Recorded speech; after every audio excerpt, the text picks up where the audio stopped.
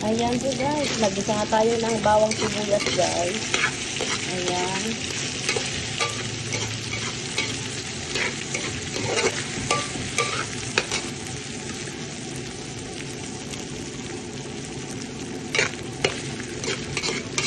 Ayan guys, may tirang ano guys, may tirang pang-lechon. Kaya ayan, ang ginawa natin pangsahog sa ating gulay na lulutuin guys.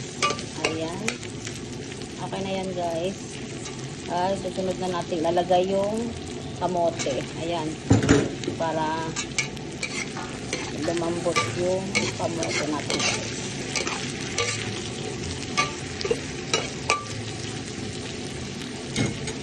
Lalagyan na natin yan ng pampalasa guys. Ayan.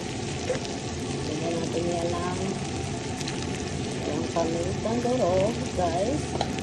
Tapos medyo sarap. Ayan.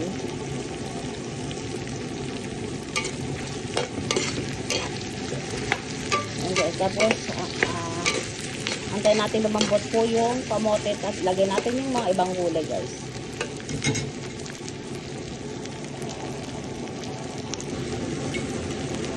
Ayan po guys, maglalagay na din tayo ng konting bagoong guys, bagoong isda. Ayan.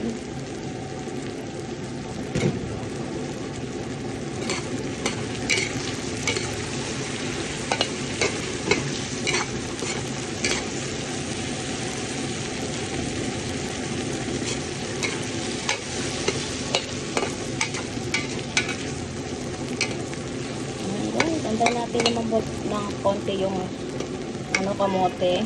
Ayan. Tapos lalagay na tayo ng gulay.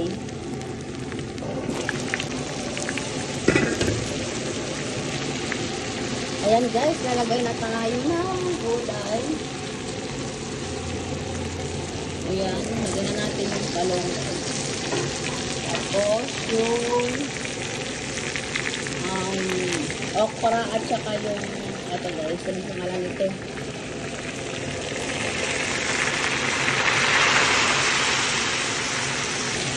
Ayan guys, sigarilyas na ito guys, sigarilyas. Ayan, haluin na natin yan guys. Ayan. Uy, meron tayo nakita na.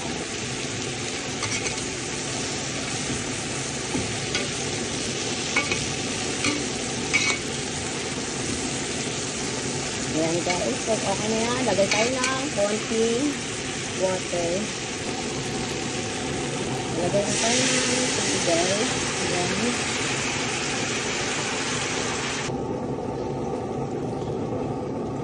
Ayan guys, naglagay na tayo ng chili.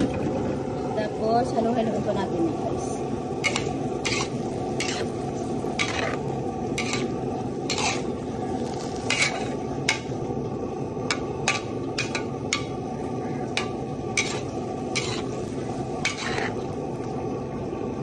Ayan, saka natin yan tatakpan.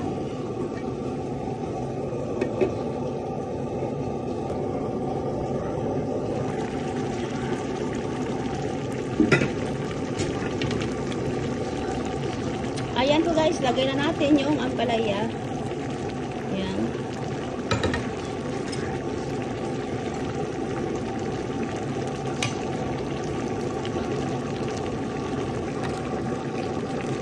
Ayan guys. Ampalaya ang huli natin nilagay. Ayan. Takpan natin siya guys. Mabilis lang maluto yung ampalaya guys.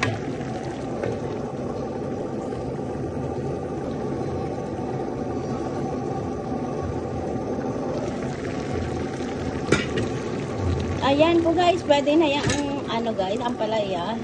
Ayan, baka na yan, para crunchy pa rin siya guys. Pag ano, kinain. Ayan po guys, ang ating ulam for today guys. Ayan, gulay tayo, pakbet. Ayan po guys, thank you guys for watching. Just like, share, and subscribe. Bye!